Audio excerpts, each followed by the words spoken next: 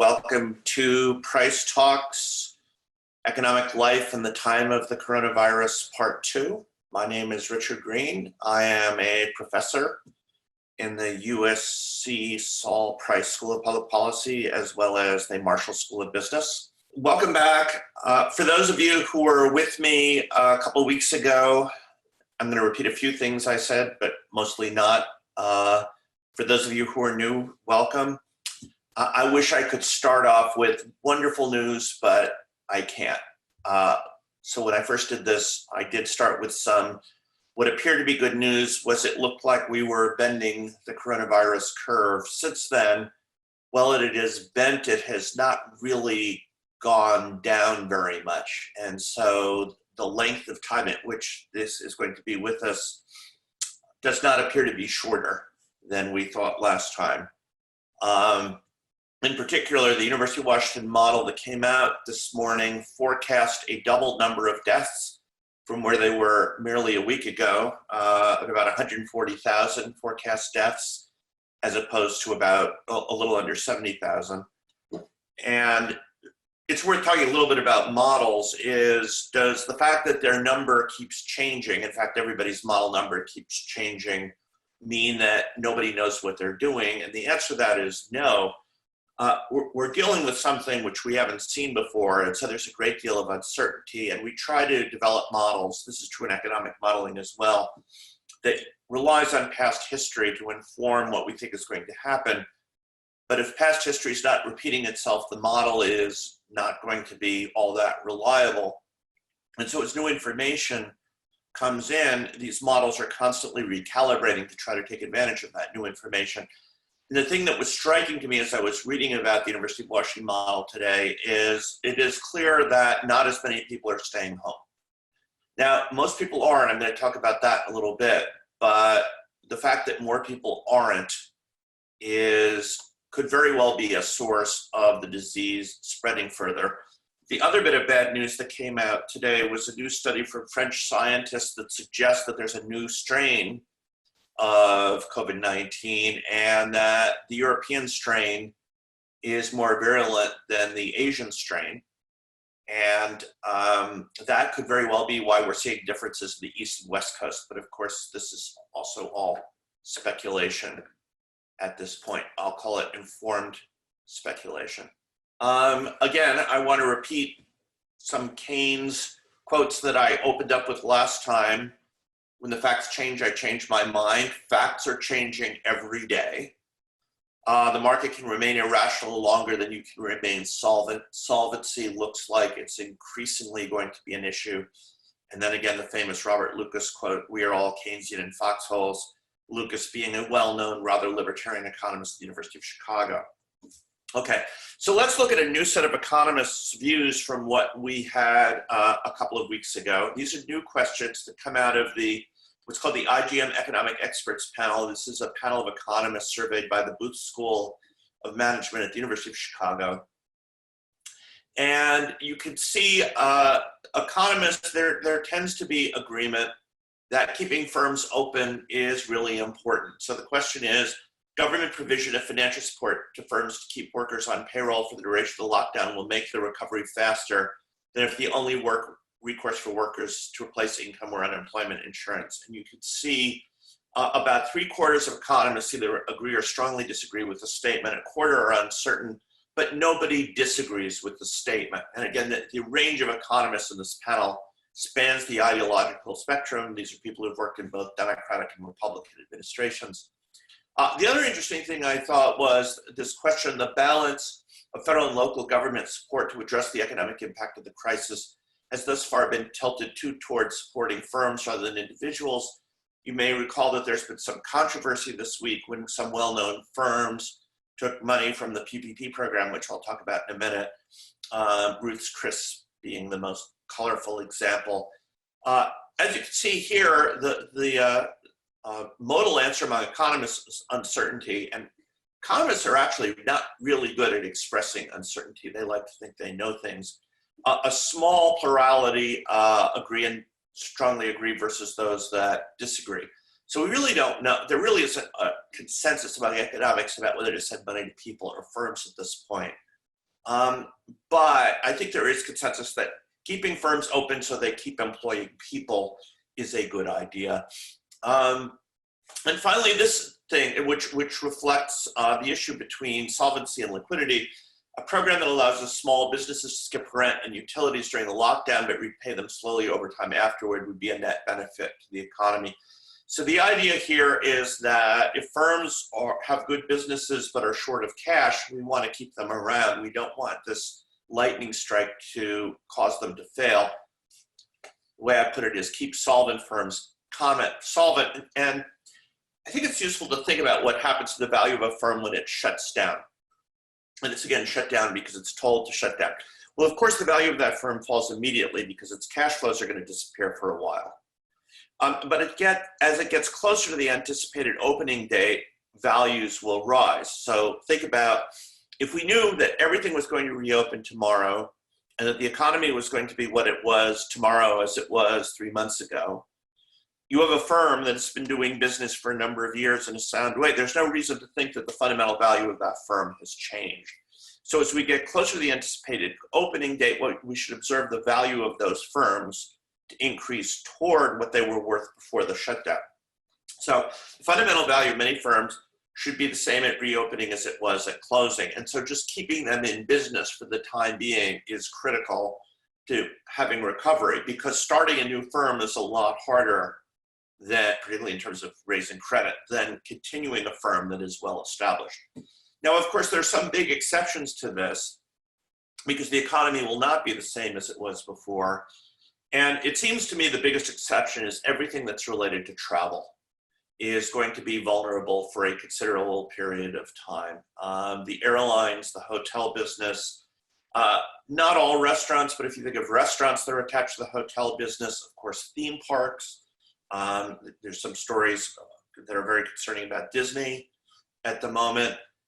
It's going to be a long time before people start going back to them. And what was striking to me is I saw polling today on people's attitude. So let's say the governor of your state says we're going to open everything tomorrow.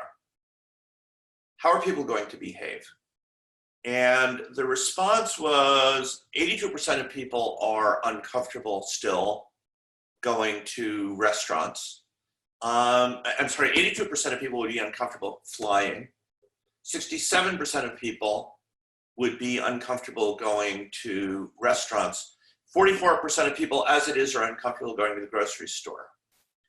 And one of the things that happened before government shut businesses down that has not gotten, I think, sufficient commentary is that a number of businesses saw a big drop off in business well before the government told people to stay home. People were deciding to stay home on their own.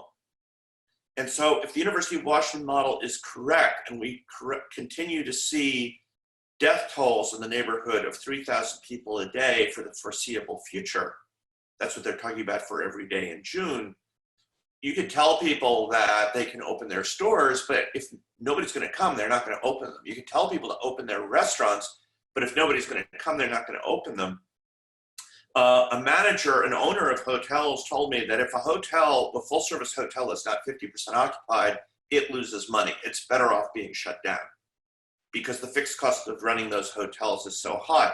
So if you're running a hotel and you don't see the possibility of 50% occupancy, you're not going to open up anyway. So the idea that what governors say will determine by itself whether economies reopen or not, I think I don't think it's going to matter all that much. I think people who want to stay home are going to stay home.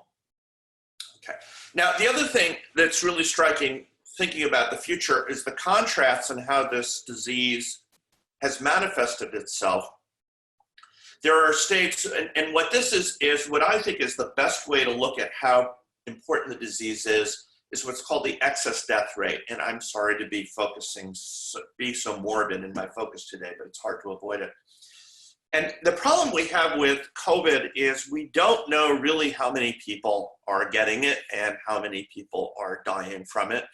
So it is interesting to look at just how many people are dying in a week in a particular location relative to the number of people who die in a week under normal circumstances, which is the 5 years average of people who died during that week. And so if we look at New York, and in particular New York City, which is called out by itself, about 3 times more people in New York are dying in a week than die in a normal week. Now, there are conspiracy theories about doctors being told to report things are COVID when they're not, so that people, I don't understand why there are these theories. But the fact that if 3 times as many people are dying as usual, something is going on there, something really problematic. But we look at a place like California, and yeah, there's some excess death. It doesn't show up in this map, but it's about 2%. And whether that's statistically different from 0 or whether it's just normal fluctuations, I wouldn't want to even go there. But the thing in California is there have been a fairly small number of COVID deaths, more in Los Angeles relative to the rest of the state, still not a lot relative to the rest of the country. But there are things that are offsetting it. So like people dying in highway crashes is down from where it was before. And so overall it's a wash. There are many states where there are fewer deaths in a week than in an average week. Not a lot, that's sort of normal fluctuation. But we look at the places that we see variation, notice Colorado, Illinois, Louisiana, Mississippi, Virginia, as well as the areas around New York State, they're sort of scattered.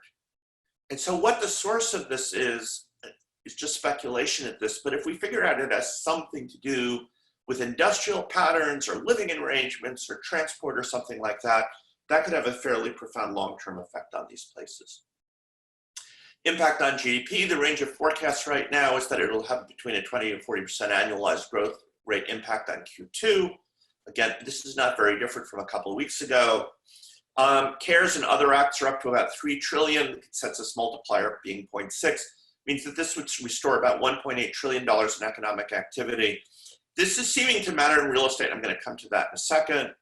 Federal Reserve has ramped up facilities to inject liquidity into the economy. Said 2 weeks ago, how much this lingers depends on the unemployment peak and how well the plumbing survives. And so here's, again, the newest version of initial claims for unemployment. Again, extraordinary, about 30 million new people were unemployed in the last 2 weeks. That's about 18% of the US labor force. So current unemployment is almost certainly more than 20%. We know this is traumatizing. There is some evidence that CARES is helping some. So giving businesses forgivable loans in order to keep people on payroll is, believe it or not, keeping it worse from being worse than otherwise might be, because we have seen substantial take up of this program. First round was $350 billion. That got used up fairly quickly. There's now a fresh round of $480 billion. We can see how much this helps people keep their jobs. Plumbing, again, we've talked enough about this. What I really want to talk about, because I have limited time, I'm going to skip the next. I want to talk about real estate, and I want to talk specifically about owner housing, which I didn't talk about a few weeks ago, and I want to talk about mortgages. So here are some things that I worry about, both in terms of the current housing market and in terms of the future housing market. And by the way, interestingly enough, house prices are not falling at this point, and that's because people aren't being forced to sell their houses if they're in trouble, because they're allowed to get forbearance on their mortgages, which means they don't have pressure, they don't have cash flow pressure to sell their houses. And so that's good news. We've seen a lot of people withdraw their houses from the market. So there aren't very many houses available for sale. And so what is for sale is being absorbed by demand. We're not seeing prices fall. But the mortgage market, there are 3 things that concern me. One is, if you just look at mortgage rates relative to 10-year treasuries, they are very, very high by historical standards right now. So under normal circumstances, there's about a 1.9% difference between 30-year fixed rate mortgages. Now there's a 2.7% rate. And so you're looking at about a 0.8, 0.9% difference in interest rates. Now think about what this means on a $300,000 house. And for those who are not in California, that would be the normal price of a house. That's $2,700 a year. That's a big difference in terms of people's either ability to buy a new house or the ability to get value out of a refinance. And so getting this unstuck is a particularly important policy tool, I think. The second thing is we need to make it easier for people to refinance and to take advantage of lower rates, even if they're not as low as they should be.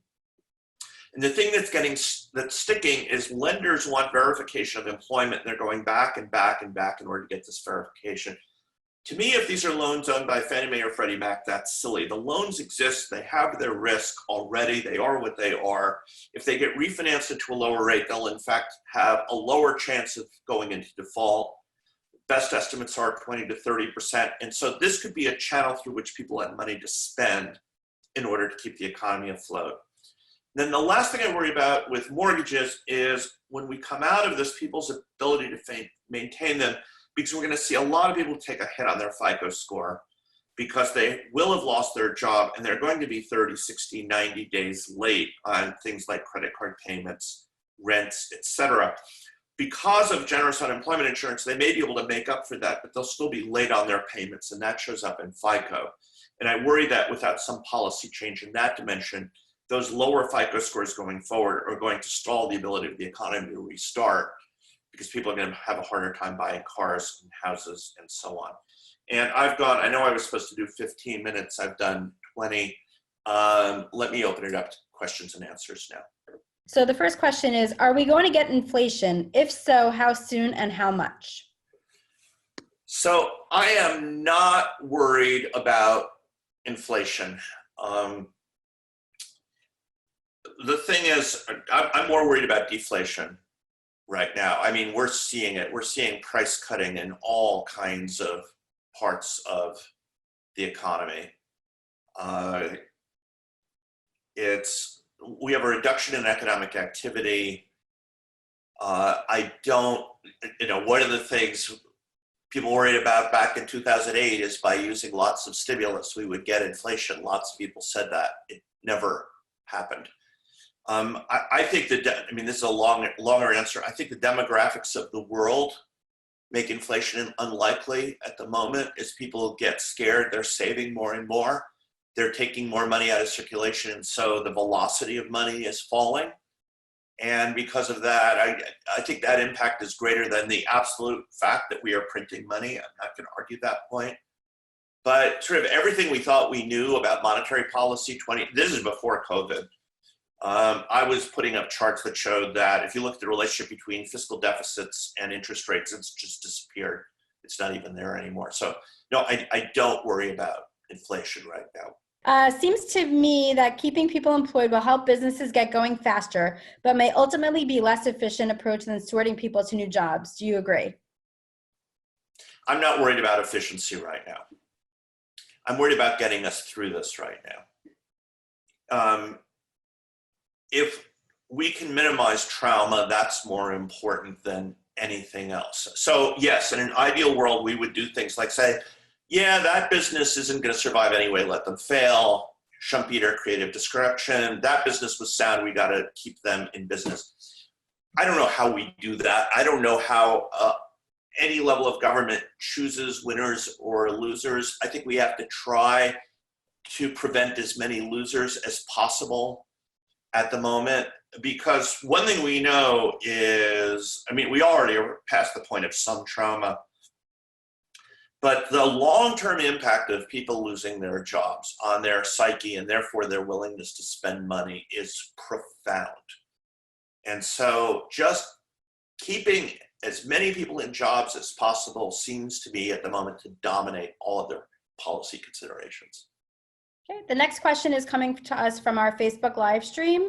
Any thoughts on impact to housing with the argument of canceling rents or mortgages? So I think canceling rents or mortgages is a terrible idea. I think forbearance is a very good idea. But if you cancel rent, landlords have expenses they need to make. Among them are property taxes. So if you want a local government to provide services, you need people to pay property taxes. If you've acquired a property in California recently, your property taxes are about 1.1% of what you paid for the property. Your rents are probably about 4 to 5% a year.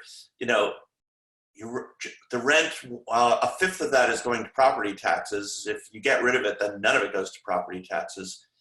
And And the other thing, people just won't get the landlord business ever again. So yeah, I think for landlords to evict people now would be stupid for them to do, because where are they going to get new renters?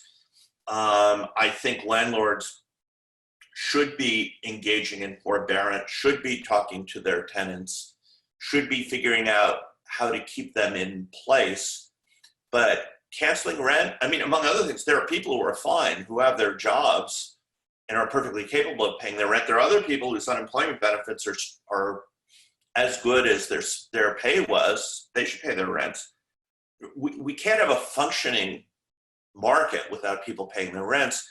And we can't have a functioning mortgage market without people paying back their mortgages. But again, I from before people were even talking about COVID mattering to the economy, I was encouraging forbearance on mortgage payments, put the balance that's added to the end of the loan. And so when people either refinance or sell their houses or ultimately pay off the loan, that's when they pay it off. So you don't get this stress. So yes, modifications, absolutely. Cancellations, I think, is a really bad idea.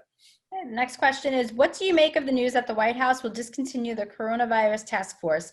Will that have any economic impact? You know, to me, so long as Dr. Fauci gets to keep doing his job, that's what matters more than anything else in terms of who's on. I'm sure there are other people on the task force. I don't particularly think it's important for politicians to be making statements about this. You should let scientists make statements about this. Presumably, the NIH infectious disease group and the CDC will keep working on this. That you're signaling that this is not a priority is something very puzzling to me, and particularly in the light of the last data that have come out in the last week. But just so long as the scientists can really do their job, and that's where we're getting our information, that's the important thing to me. Okay, I'm going to jump around. We've got some great questions here. And then we will keep these questions and respond to the people that are asked for them, or you could email me and Richard can easily address these after due to timing. But another question is, are universities going to survive? Oh, great. Survive, yes. There are a lot of colleges and universities that are going to really struggle because of this. I mean, our president, Carol Folt, at our State of the University address last week, talked about how much money USC was going to lose, and it is a lot of money. Because I don't remember exactly what it is. I'm not going to say the dollar amount right now, but you can go look it up. I'm not trying to hide it. But fortunately, we are in a position as a strong university to absorb that for a while, not forever, but for a while. And I do think that the value of our degree and that of many other universities will continue to be substantial. What I'll say, the return on investment will be good. There are a lot of universities that are in a much more precarious financial position. And I mean, we already have seen, I think I read a couple of days ago, 250 colleges and universities, probably not very well-known ones, have shut down already. So I think the landscape will be very different. But I think the research and teaching that we do has great value to the economy and to people. What am I going to say? But I really think so. I think there's evidence. I mean, this guy named Tim Bartok at Umtron Institute has done fabulous work showing how much universities add to local and regional economies, let alone sort of bring knowledge to the world.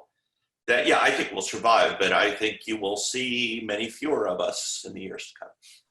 Okay. Another question, do you anticipate prolonged elevated levels of unemployment, or will businesses rehire employees rapidly once things start opening up?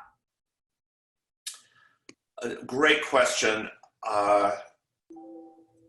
There's a wide range of opinions on this. I was watching this forecast that Chris Thornburg did the other day, and I think Chris is an excellent forecaster. And he seems to think we'll bounce back pretty quickly. I think there are elements of the economy that are going to take a very long time to recover. And as a result of that, it's going to take a while. I think people are, now I could be wrong about this, but I think people are going to be scared to do certain things for a good long time. which will keep them from going to places that means that those places won't be hiring people. So I expect still to be well over 10% well into 2021.